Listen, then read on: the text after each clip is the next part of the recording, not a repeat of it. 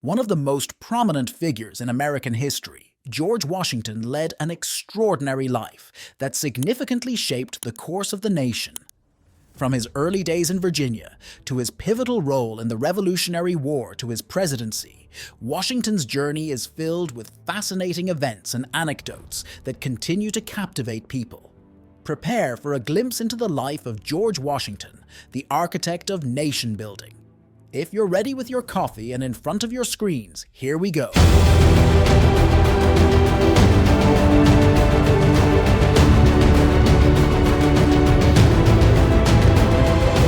George Washington may have been the first president of the United States, but he was just an ordinary boy growing up. His father was a farmer, and his mother belonged to one of Virginia's leading families. He was born in 1732 to a wealthy Virginia family. Despite his privileged upbringing, young George did not have an easy life. He had to cope with the death of his father when he was only 11 years old, and the responsibility of running the family at an early age. Believe it or not, George Washington was not a fan of school. He received only a basic education and never went to university. He often received his early education at home, but showed a talent for subjects like math, trigonometry, and map drawing. George Washington's journey in the army was perhaps the most important aspect of his life. At the age of 21, he embarked on his first military campaign, where he fought against the French and their Native American allies. This experience laid the foundation for the leadership abilities and strategic thinking that would later prove invaluable during the American Revolutionary War. George Washington played an important role in America's genocide against the Indians. In 1783, George Washington said, "The Indians are savage beasts who deserve nothing but mass destruction from the whites. They are not much different from wolves. In the end, both are game, though different in form." Although George Washington's actions are engraved in history in golden letters, his attitude and behavior towards the Indians have caused deep wounds that will never be erased from the minds of human history. George Washington's most remarkable achievement came during the American Revolutionary War. Despite numerous setbacks and challenging circumstances, his unwavering determination and strategic decision-making skills were instrumental in this victory. Before we take a brief look at these challenging circumstances, don't forget to like the video and subscribe to the channel. As Commander-in-Chief of the Continental Army, he led his troops to victory over British forces and secured the independence of the United States. At the Battle of Long Island, George Washington's army suffered a heavy defeat at Brooklyn Heights on Long Island against British forces. At the Battle of Trenton-Princeton, George Washington suffered a heavy defeat at Trenton in December 1776.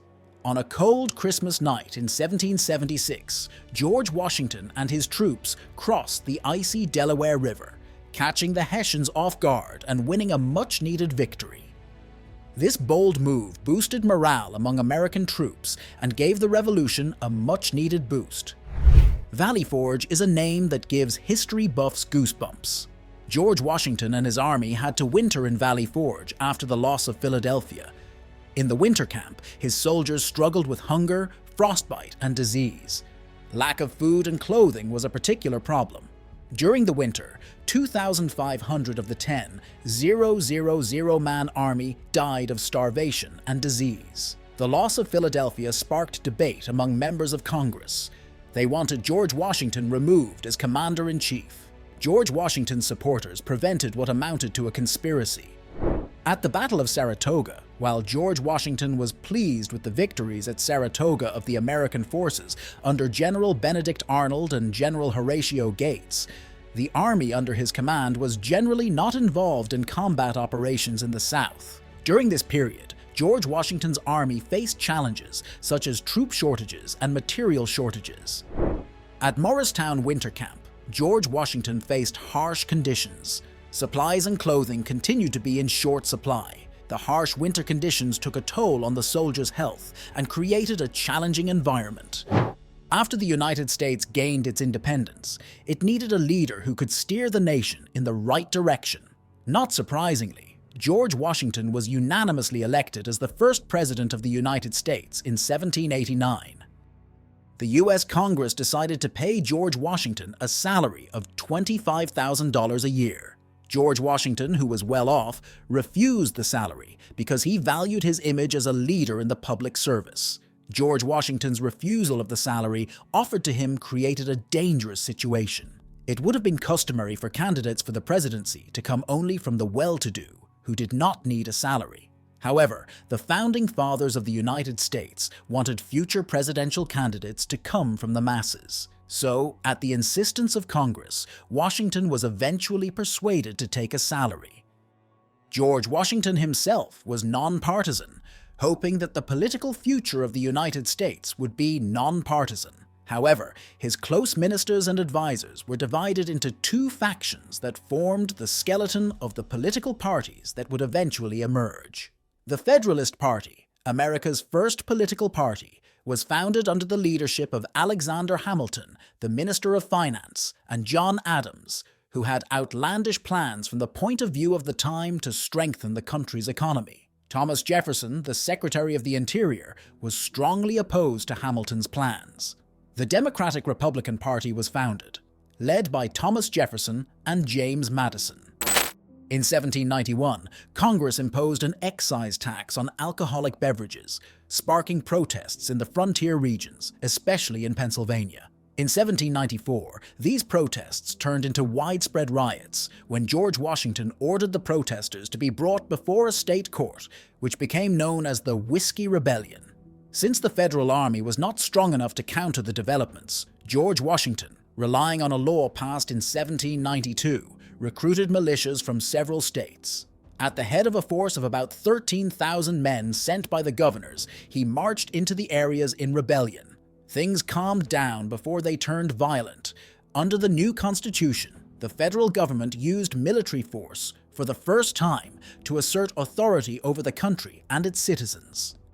Despite criticism for his passive attitude towards the French Revolution, George Washington was unanimously re-elected president for a second term in 1792, despite 3 abstentions. After the end of his presidential term in 1797, he announced that he would not run again. Vice President John Adams was elected in his place. After his presidency ended in 1797, George Washington retired to his beloved Mount Vernon. We can say that he embraced his inner green thumb and spent his post-presidential years as an avid farmer and gardener. Believe it or not, George Washington was much more than a leader and statesman. He married Martha Dandridge Custis, a widow with 2 children, in 1759. Together, they lived an eventful life at their beloved estate, Mount Vernon in Virginia. Although they had no biological children of their own, George and Martha raised Martha's 2 children, John and Martha, as their own. George is known to have been a supportive stepfather, even helping with Martha Joyner's education. George Washington suffered from tooth loss. According to John Adams, Washington lost his teeth because he broke Brazil nuts with his teeth. However, contemporary historians suggest that the cause was probably mercury oxide, which was given to him to treat diseases such as smallpox and malaria. George Washington lost his first tooth at the age of 22, and by the time he became president, he had only 1 tooth left. Until the invention of modern synthetic materials, good quality dentures were made from another person's teeth, but they were difficult to obtain.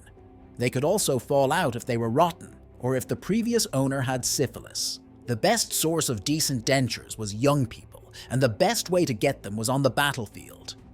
One of these battlefields was Waterloo, where 50,000 people died, and the teeth of the dead were looted en masse to be sold on the denture market. For years after this event, the dentures were known as Waterloo teeth. In 1799, George Washington's eventful life came to an end at Mount Vernon. This caused great mourning and sadness across America. There are many monuments dedicated to him in Washington, D.C. The most famous of these monuments is the Washington Monument. This monument has become a famous landmark in Washington, D.C., the capital of America. In conclusion, George Washington's life and career were marked by extraordinary achievements and indelible contributions to the birth and founding of the United States. His leadership during the Revolutionary War, his presidency, and his personal character continue to inspire and shape the values of the nation. From his humble beginnings to his enduring legacy, George Washington's story is a testament to the power of determination, integrity, and dedication. Thank you for watching the video. Don't forget to like and subscribe if you enjoyed the video. Share your thoughts and ideas about the video in the comments section. You can also turn on notifications to get more content and be part of our community. See you in the next video.